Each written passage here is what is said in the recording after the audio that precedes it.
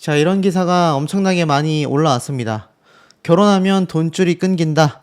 장윤정 씨의 친모 도경안을 결사 반대한 이유가 있었다. 자, 아시겠지만 장윤정 씨의 친모 유흥복 씨가 생사 여부가 확인도 되지 않았고 나아가서는 안 좋은 선택을 했을 수 있다라는 의혹까지 많이 제기가 되어 있습니다. 하지만 여전히 경찰 측에서는 유흥복 씨에 대한 수사 재개라던가 생사 여부에 대한 확인점이 있었다라는 소식이 들려오고 있지 않은데요. 일각에서는 유흥복 씨가 멀쩡하게 살아있다. 멀쩡하게 남의 눈을 피해 활동하고 있다. 이런 의혹과 폭로, 증언들이 온라인상에 빗발치고 있습니다.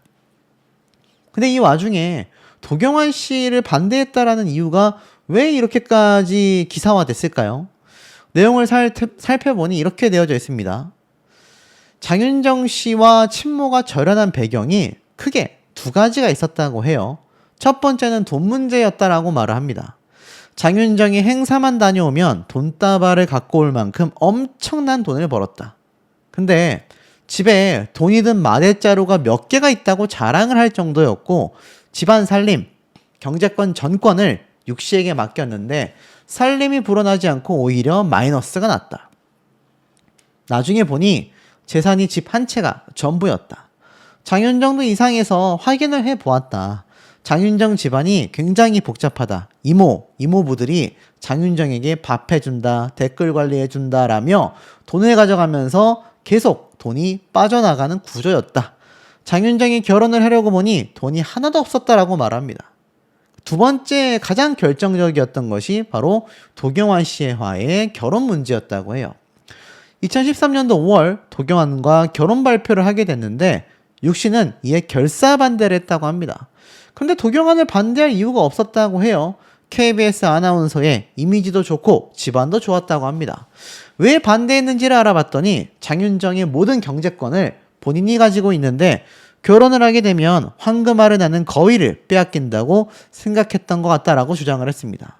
딸을 정말 딸로 본 것이 아니라 돈줄로 본 것이다. 장윤정은 이로 인해 인간적인 괴로움만이 아니라 경제적인 어려움까지 겪어야만 했다라고 말합니다. 이 주장을 살펴보면 어떻습니까? 과거 박수홍 씨 사태와 굉장히 유사하죠. 박수홍 씨 역시 가족들이 박수홍 씨의 돈을 전부 다 탕진했다. 박수홍 씨가 결혼한다고 할 때 엄청난 반대가 있었다. 이것들이 굉장히 두 사람이 일치하고 있는 부분이라는 겁니다.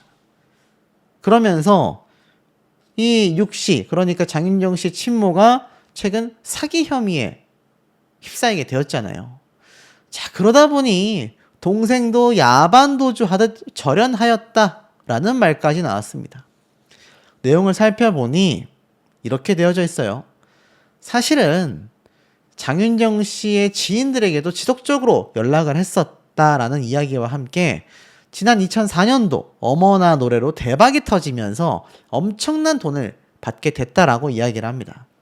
그래서 500만 원, 600만 원씩 이모와 이모부들에게 돈을 퍼줬고 A씨 본인도 찜질방에서 심심풀이로 고스톱을 쳤다라고 이야기를 했습니다. 그러면서 이 장윤정 씨와 사업 자금을 두고 갈등을 벌였던 동생 장경영 씨를 말하는 것 같아요.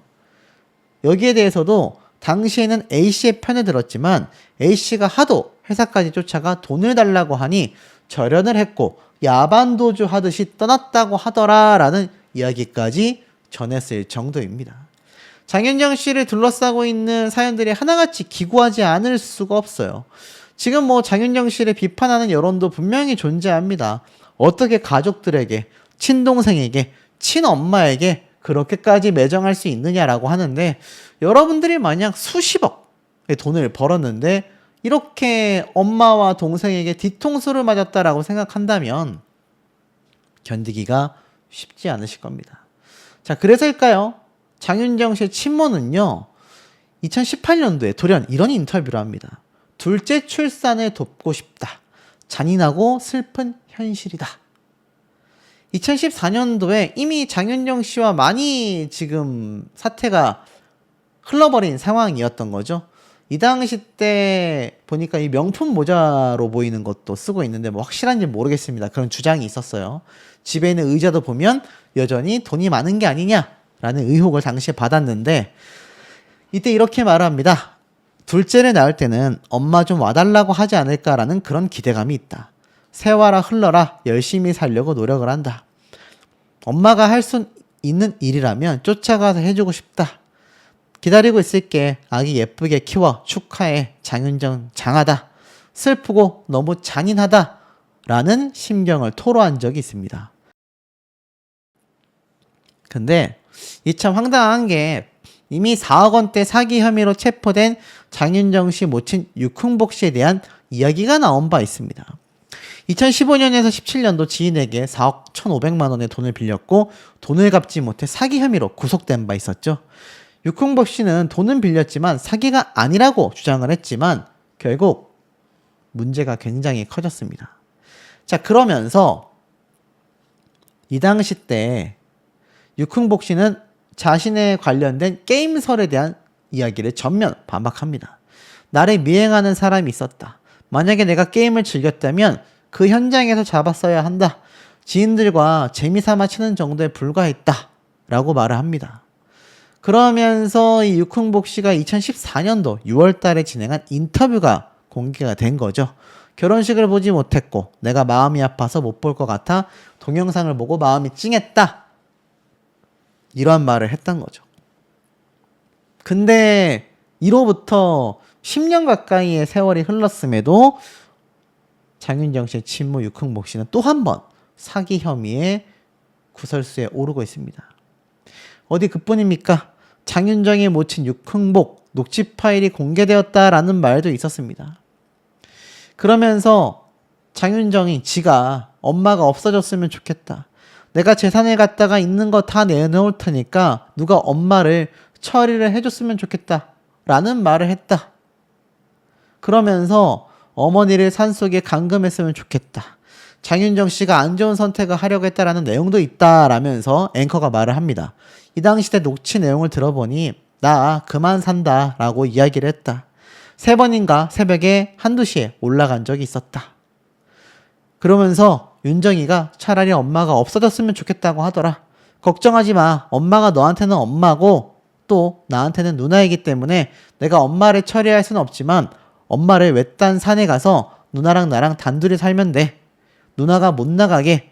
내가 그런 말을 한 적이 있다라는 녹취도 당시에 공개가 됐을 정도입니다. 그때도 많은 국민분들이 피곤해할 것 같다.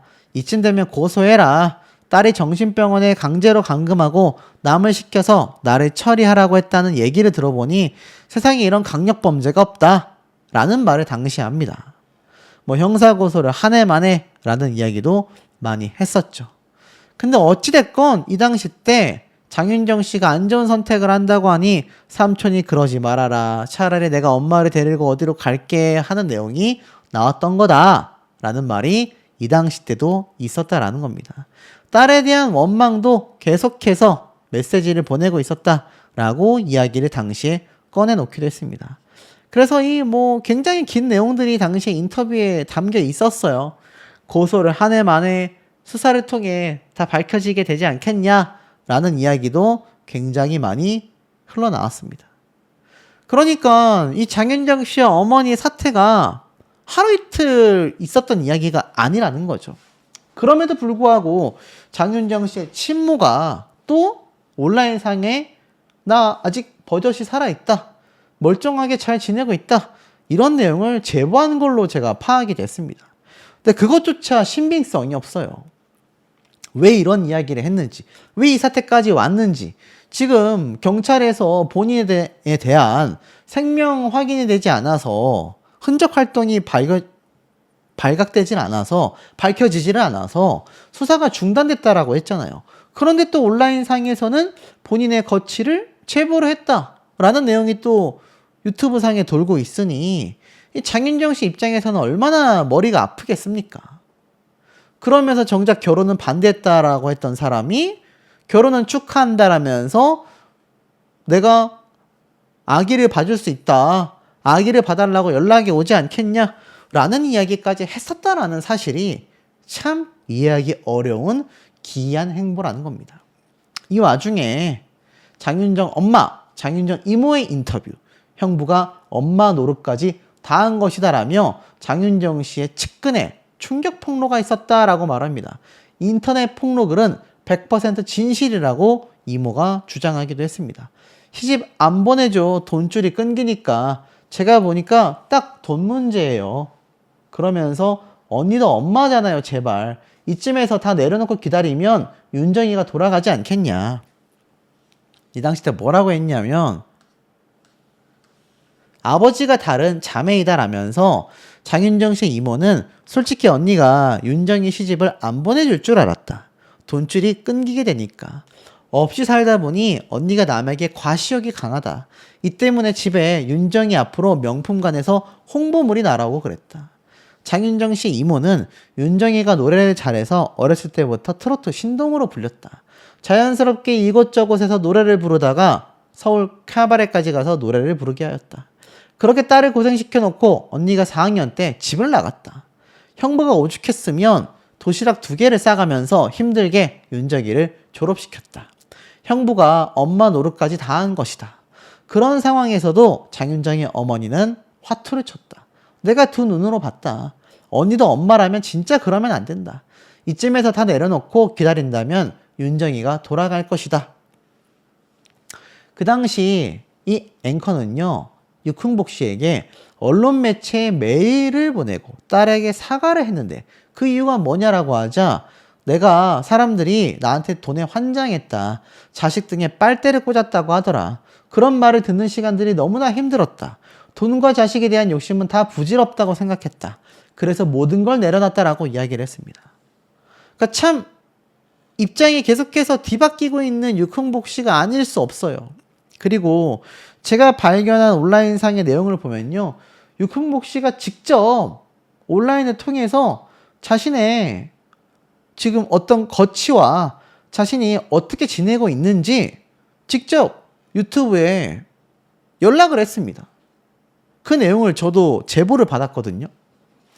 그래서 제가 확인해 보니 본인이 직접 연락을 했다라며 이렇게 문자 메시지와 여러 가지가 공개가 된 바도 있습니다. 놀랍죠? 이해가 안 되지 않습니까? 경찰은요, 지금 본인에 대한 사기 혐의를 조사하기 위해서 거취를 찾다가 그게 발견되지 않아서 수사가 중지가 됐고 그 내용이 연예뉴스 기자에 연예로 올라왔으며 자신도 유튜브를 봤으니 유튜브에 제보를 하는 거 아니겠습니까? 근데 경찰 측에서는 본인이 확인조차 되지 않아서 지금 수사가 중단되어 있고 사기 혐의의 피해자들은 피해를 호소하고 있는데 유튜브에 연락을 했다? 이해되지가 않는다라는 겁니다. 이 사태가 진정될 수밖에 없는 이유는 또 있었습니다. 그리고 여기 보니까 강인홍 기자에게 카톡을 보냈던 내용이 공개가 됐습니다. 여기 보니까 따뜻한 밥을 내 손으로 해먹고 하면 얼마나 좋을지, 또한 아픔이 더 많아져 울면서 지내며 떠돌이가 되어 왔다 갔다 하고 이리 사느니 차라리 마지막 글이 될 것 같다. 속만 썩여드려 죄송하다. 이런 얘기가 있습니다. 보니까 마지막 편지에 극심한 생활고와 심리적 절망감이 고스란히 드러나 있었다라는 겁니다. 이리 사느니 차라리 삶을 비관하는 심경을 드러냈다라는 거죠. 놀랍습니다. 자, 그리고 나서 장윤정에게 전해달라는 별도의 편지 내용도 함께 남겨서 더 큰 의혹을 불러일으켰다라는 겁니다. 투자 사기 의혹으로 경찰 수사를 받아왔었던 육 씨가 약 2년 전 찜질방에서 처음 만난 피해자 A 씨에게 장윤정과 화해하고 잘 지낸다라며 수천만 원을 건네받게 된 거죠. 근데 여기 보면 또 충격적인 카톡 내용이 있습니다. 이리 아픈 몸을 이끌고 삶을 마감하려 그 시간을 기다린다. 거짓도 진실도 그 아무것도 아닌데 너무들 한다. 진심으로 살아보겠다고 다짐도 했는데 살아있는 목숨을 던지는 마음이 서글프다. 기회를 달라 라면서 기자에게 또 한 번 연락 요청을 했던 겁니다. 그러면서 윤정이 보아라. 세상이 아무리 뭐가 어쩌고 저쩌고 누가 뭐라 해도 마치 마지막 자신의 그린 것처럼 카톡을 장문으로 전달하게 된 거죠. 자, 이와 관련하여 방송에 출연했던 박지훈 변호사는 정말 사망에 이르렀을 가능성도 있다. 아니면 본인의 명의를 사용하지 않는 것일 수도 있다. 근데 명의를 전혀 사용하지 않는 것은 현실적으로 쉽지가 않다. 상당히 시급한 상황으로 보여진다. 물론 장윤정 씨 측은요, 지난 수십 년간 모친과 직접 연락을 나눈 사실이 전혀 없다라고 선을 그은 바 있습니다. 그런데 현재까지도 육 씨의 사망 여부는 공식적으로 확인되지 않았습니다. 대중들의 반응은 어떨까요? 장윤정에게 죄책감까지 심어주려고 하는 것인가? 진짜 최악이다. 거짓말이다. 전형적인 교과서 같은 수법이다. 죄 짓는 사람들을 보면 공통점이 있다. 지독한 자기 연민과 남 탓이 있다. 저런 사람은 절대로 저런 선택을 할 수가 없다. 아무리 그래도 낳아준 부모인데 돌아가시면 결국 남는 건 후회뿐이다. 있을 때 잘해라. 자, 의견조차 나눠지고 있습니다. 윤정이 보아라 라고 하다니 소름 끼친다. 만약 그럴 생각이었다면 저렇게 알리지도 않았을 것이다. 내용을 정리해보면 어떻습니까? 지금 보면 확인된 것도 아닌데 왜 이런 기사가 나왔냐라는 말까지 있습니다. 여기 보면 결국에는 어떻습니까? 현재 영치금도 넣고 생활비를 줘왔었다라는 내용이 또 한 번 공개가 됐는데 뭐라고 했느냐? 수십 년간 연락을 하지 않고 지냈다라고 밝히며 영치금을 넣고 우리가 생활비까지 지원해 줬었다고 라는 것에 대한 입장을 밝혔습니다. 우리는 연락을 끊고 지냈다. 영치금과 생활비 지원은 예전에, 그러니까 전 소속사에서 지원해 주는 것으로 알고 있다. 하지만 장윤정과는 명백하게 절연을 하였고 의절한 상태가 맞다라고 밝혔습니다.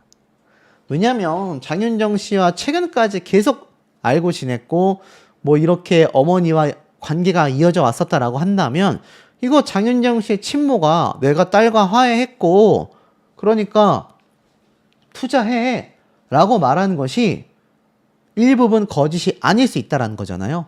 그래서인지 장윤정 씨는 명확하게 선을 그었습니다. 영치금 지원?